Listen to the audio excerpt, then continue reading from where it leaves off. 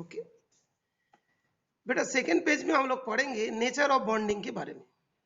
हम लोग यहाँ पे मेल्टिंग एंड बॉइलिंग पॉइंट का टेबल देख पा रहे हैं। कुछ बच्चे ने पूछा क्या मेल्टिंग बॉइलिंग पॉइंट को याद करना पड़ेगा? बेटा इसका पैटर्न ध्यान रखोगे, किसका ज्यादा है किसका कम है। ओके तो कभी मान लो दे भी दिया तो कोई मान लो तुम लिख भी दोगे एमसीक्यू वगैरह में, किसका ज्यादा होता है किसका कम होता है, लाइक दैट। इसमें मेल्टिंग पॉइंट बॉइलिंग पॉइंट बहुत कम है, तो 290 दिया, 273 माइनस करो तो 7 डिग्री सेल्सियस होगा। ये melting and boiling point very low है, इससे पता चलता है इसके अंदर फोर्स ऑफ अट्रैक्शन बहुत ही वीक होगी, जो यहाँ पे लिखा है।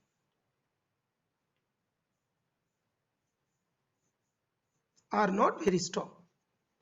दूसरी बात है कि इसके अंदर आयंस नहीं होती है, इसीलिए इलेक्ट्रिसिटी कंडक्ट नहीं करता है। यहां पे एक पॉइंट दिया है, देखोगे जो एटॉमिक नंबर ऑफ कार्बन 6, तो कार्बन के एटॉमिक नंबर 6 है, तो उसने अपने कैटायन एनायन बनाने के लिए क्या क्या करना पड़ेगा उसको?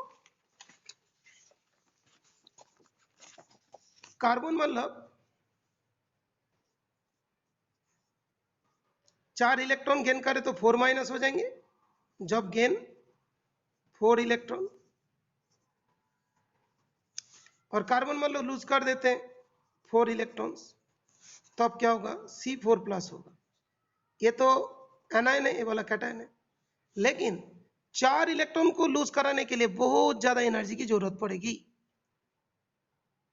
ओके और 4 इलेक्ट्रॉन मान लो गेन कर लिया तो क्या होगा? उसके पास 6 प्रोटॉन होगी, 10 इलेक्ट्रॉन होगा।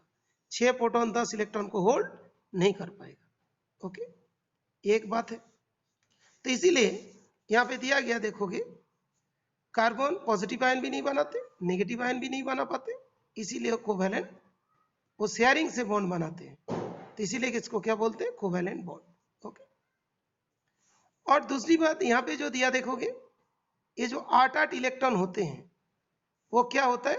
Noble gas configuration. Noble gas configuration, noble gas configuration मतलब क्या होगा? जो तुम्हारे बुक में लास्ट वाला 18 ग्रुप जो है, वहां पे जितने भी एलिमेंट्स है वो सारे नोबेल गैसेस है। वो रिएक्टिव होती है, लेकिन वो बाकी सब इसे स्टेबल है, they are more stable than others. तो इसीलिए 8 इलेक्ट्रॉन आते हैं, इन लोग के अंदर एक स्टेबिलिटी आ जाता है और कंपाउंड फॉर्म होने लग जाते हैं। ओके हाइड्रोजन के लिए, हाइड्रोजन के बाहर एक ही इलेक्ट्रॉन है, तो उसको और एक इलेक्ट्रॉन होगा तो उसका के सेल पूरा हो जाएंगे, तो हाइड्रोजन ऑलवेज 2 इलेक्ट्रॉन लेके स्टेबल हो जाते हैं। बाकी सब कम मतलब element, most of the element 8 electron लेके उसका स्टेबिलिटी गेन कर जाते हैं, और इस रूल को बोलते हैं ऑक्टेट रूल। इसको क्या बोलते हैं? ऑक्टेट। ओके ये क्या है? Octet rule. तो मैं और एक बार 11th क्लास के बुक को भी दिखा देता हूं तुम लोग को, ऑक्टेट रूल मतलब कहां पे दिया नहीं दिया। 11th क्लास के चैप्टर है केमिकल बॉन्डिंग, मॉलिक्यूलर स्ट्रक्चर। यहाँ पे देखोगे लुईस कोसेल कॉन्सेप्ट है, इन लोग जो दिया था ऑक्टेट रूल के बारे में दिए थे। ओके तो इस जगह पे देखोगे ऑक्टेट रूल लिखा हुआ है, कोवैलेंट कंपाउंड कैसे हो रहे हैं ये तुम लोग को मिल जाएगा इसी जगह पे। और एक चीज ध्यान रखोगे,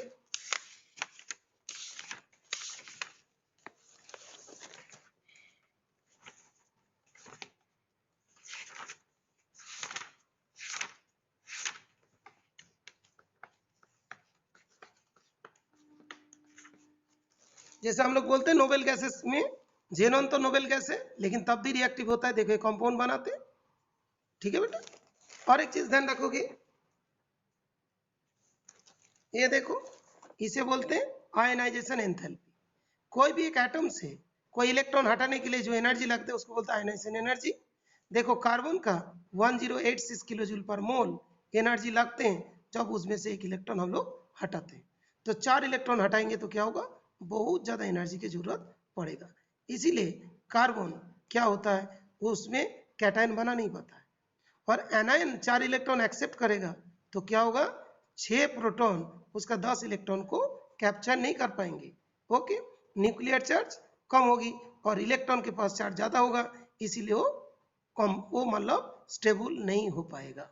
और स्टेबल होने के लिए क्या करते हैं, वो शेयरिंग करते हैं। ओके, ठीक है, ये वाला हो गया। जिसके डाउट होगा वो व्हाट्सएप में डाउट भेज देना।